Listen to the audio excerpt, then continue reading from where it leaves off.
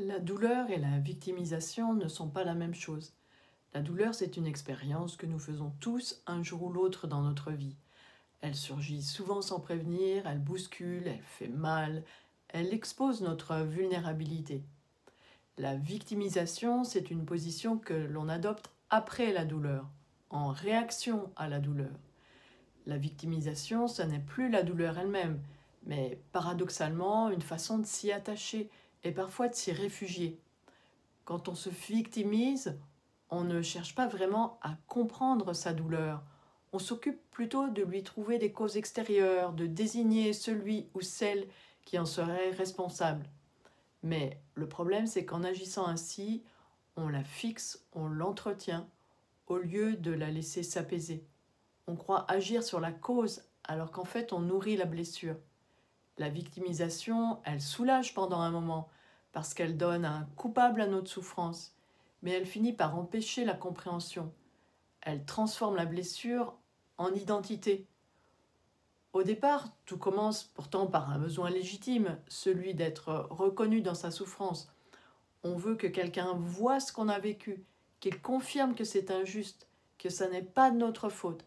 C'est très humain. Personne ne veut être seul dans sa douleur. Mais le danger apparaît quand ce besoin devient une condition pour exister, quand la reconnaissance de l'autre devient le seul remède possible à notre douleur.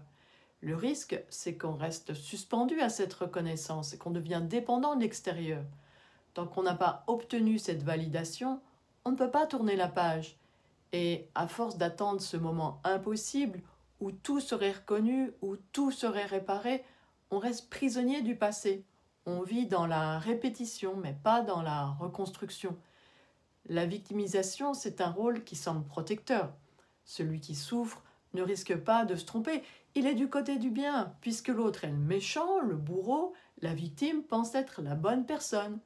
Et dans un monde saturé de jugements moraux, cette position a quelque chose de très rassurant. Et parfois même, la position s'inverse. La victime se donne un alibi sadique. Elle prend le droit de faire souffrir à son tour. Punir le coupable devient une manière de reprendre le pouvoir. Elle fait durer la peine pour que l'autre sente à son tour la morsure qu'elle a connue. Mais cette revanche ne libère pas, elle prolonge la chaîne du malheur. On croit se venger, mais on répète le même mouvement, simplement dans l'autre sens. Alors, ce confort moral, il a un prix. Plus la victime se justifie, moins elle s'appartient. Elle se définit uniquement par ce qu'elle a subi. Et bien que très autocentrée, paradoxalement, la victime ne s'aime pas elle-même. Pourquoi? Eh bien, parce qu'elle s'accroche à sa blessure comme à une identité. Elle ne trouve rien d'autre en elle qui mérite d'être aimée. Sa valeur dépend du mal qu'on lui a fait. C'est une forme de dépendance affective envers la douleur. Mais tant qu'on cherche dans la blessure une raison de s'aimer, on est enfermé dans une logique destructrice et morbide. La victime finit par attendre que le monde un jour reconnaisse son injustice. Mais cette attente risque de n'avoir pas de fin. Spinoza disait que nous appelons injustice ce que nous ne comprenons pas. Autrement dit, quand quelque chose nous blesse, nous jugeons que c'est mal, parce que nous en ignorons les causes. Si nous pouvions les comprendre vraiment, non pas pour les excuser, mais pour les voir dans leur enchaînement nécessaire, la colère tomberait. Nous verrions que les autres, comme nous, agissent selon leurs affects, leurs limites, leurs désirs. La connaissance, chez Spinoza, n'efface pas la douleur, mais elle la transforme en lucidité et empêche de s'enfermer dans la passivité de la victimisation.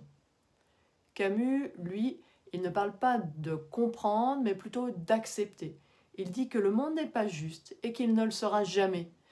La révolte consiste à continuer à vivre malgré cela. Se révolter, c'est agir sans garantie de justice, aimer sans attendre la réciprocité, chercher la clarté sans promesse de consolation.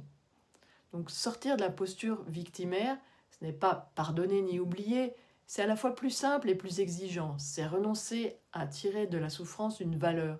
C'est dire oui, j'ai été blessé, mais ma vie ne s'arrête pas là. Ce moment est difficile parce qu'on perd une part de soi. On n'a plus d'histoire qui servirait d'abri.